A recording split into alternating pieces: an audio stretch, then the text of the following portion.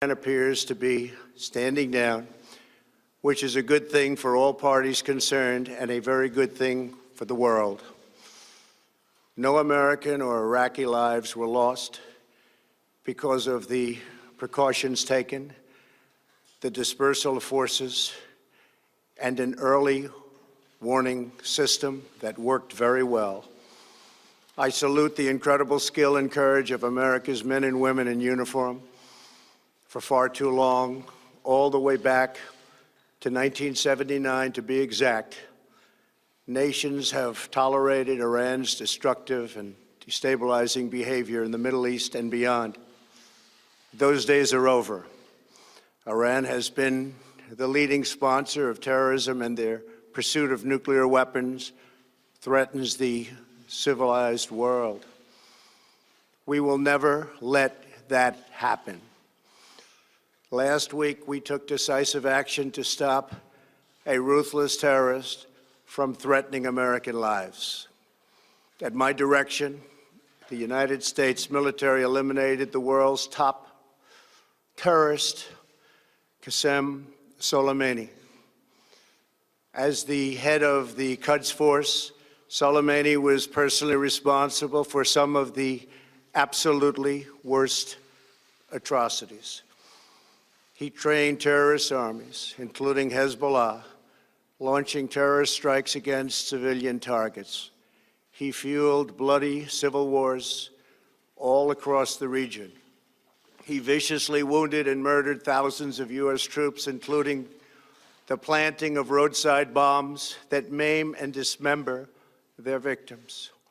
Soleimani directed the recent attacks on U.S. personnel in Iraq that badly wounded 4 service members and killed 1 American, and he orchestrated the violent assault on the U.S. Embassy in Baghdad.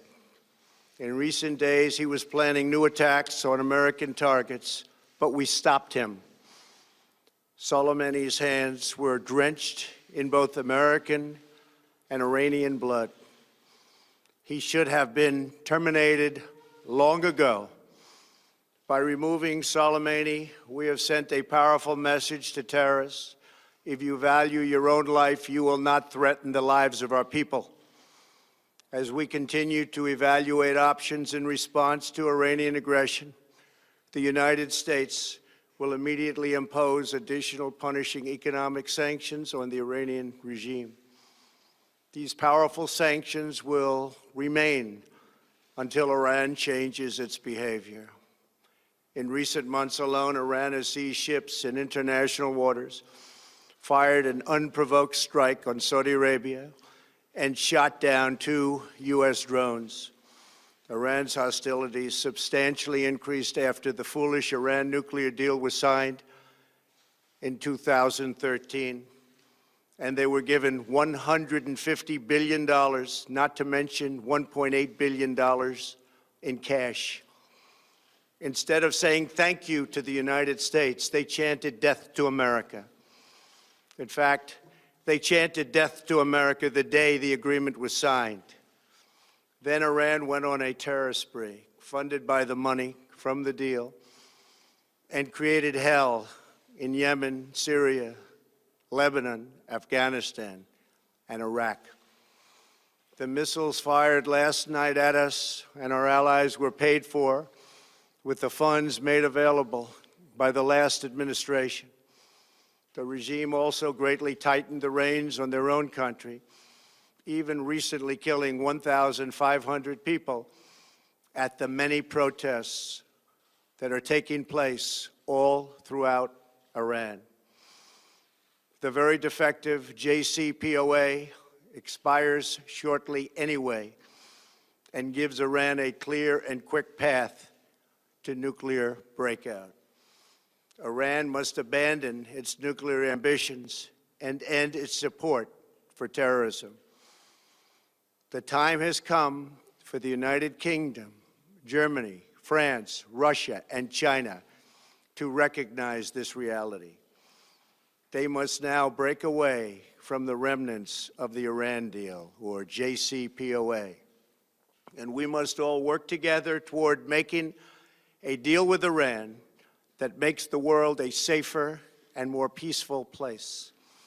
We must also make a deal that allows Iran to thrive and prosper and take advantage of its enormous untapped potential. Iran can be a great country.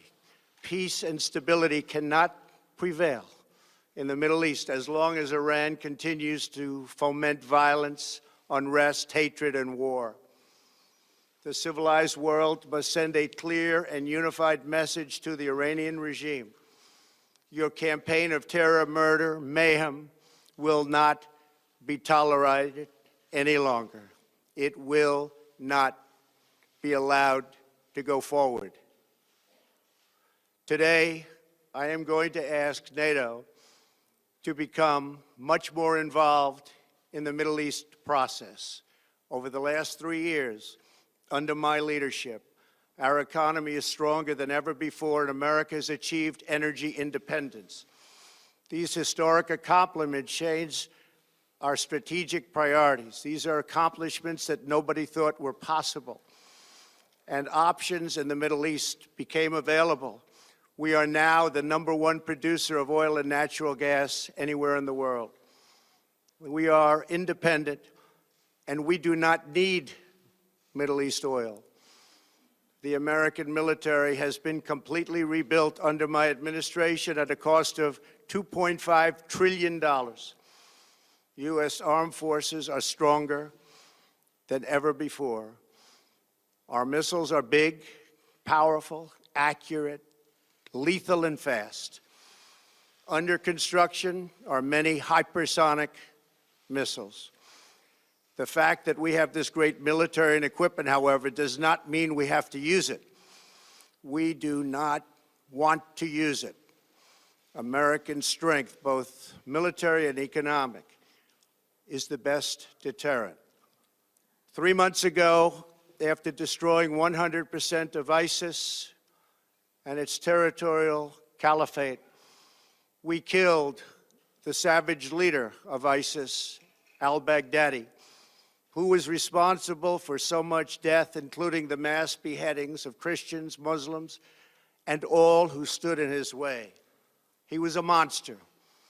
Al-Baghdadi was trying again to rebuild the ISIS caliphate and failed. Tens of thousands of ISIS fighters have been killed or captured during my administration. ISIS is a natural enemy of Iran. The destruction of ISIS is good for Iran, and we should work together on this and other shared priorities. Finally, to the people and leaders of Iran, we want you to have a future, and a great future, one that you deserve, one of prosperity at home and harmony with the nations of the world. The United States is ready to embrace peace with all who seek it. I want to thank you, and God bless America. Thank you very much. Thank you. Thank you.